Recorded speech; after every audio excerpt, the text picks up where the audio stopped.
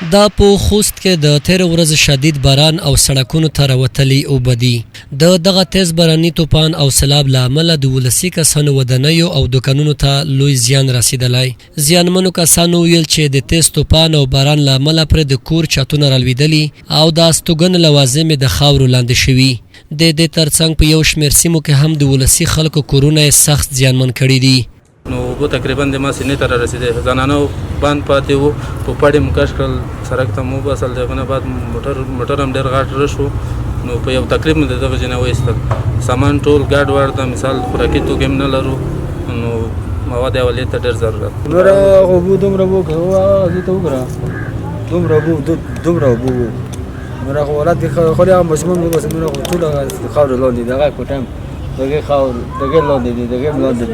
دغه ماشومان څنګه ته شوي وو، نوره هر څه د خاورو د اوبو لاندې وو، بیخي بد حالات وو، طوفان و، بیخي اوبه وې زیاتې، بیخي ډېرې اوبه وې. والا دا پیښه خو داسې وشو چې موږ په بازار په غریبکار بار پسې تللی وو، چې کله راغلو دا اوبه راغلی وو کورونه ته ننوتلی دي، 2 متره پورې 2.5 متره پورې اوبه دي.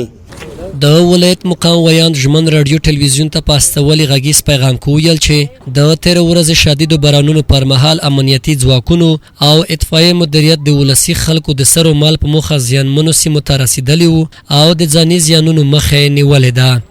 دا چې تیر ورځ مازدیګر مهال په خوست کې د شدیدو ورښتونو له امله په زیاته اندازه سیلابونه راغلي او په مرکز او یو شمېر ولسوالیو کې خلکو ته مالي او ځاني زیان اړولی دی.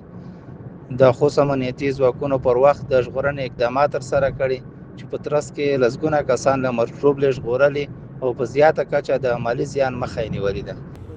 د ولایت مقام د مطبوعاتو له مخې د مرکز اړوند ویش مارکیټ ساحه کې 10 کورونه په بشپړ ډول تخریب شوي. په همدې ساحه کې 1 زنانه او یو ماشوم هم شهیدان شوي دي.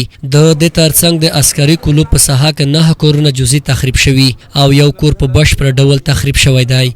د مزغوره څخه بیا تر سړو اوبو پورې شاوخوا 800 شمسیې او 6 اراده موټر هم تخریب شوي دي. په حبشخیلو، څړبني، ګلزار اکا او شاوخوا سیمو کې هم د شدید ګلۍ له امله ګڼ شمېر شمسی او څاروي له منځه تللي او زیانمن شوي دي. د ولایتي چارواکو په خبره له یادو زیانمنو شوي کورنیو سره به ډېر ژر لازمه همکاري وشي.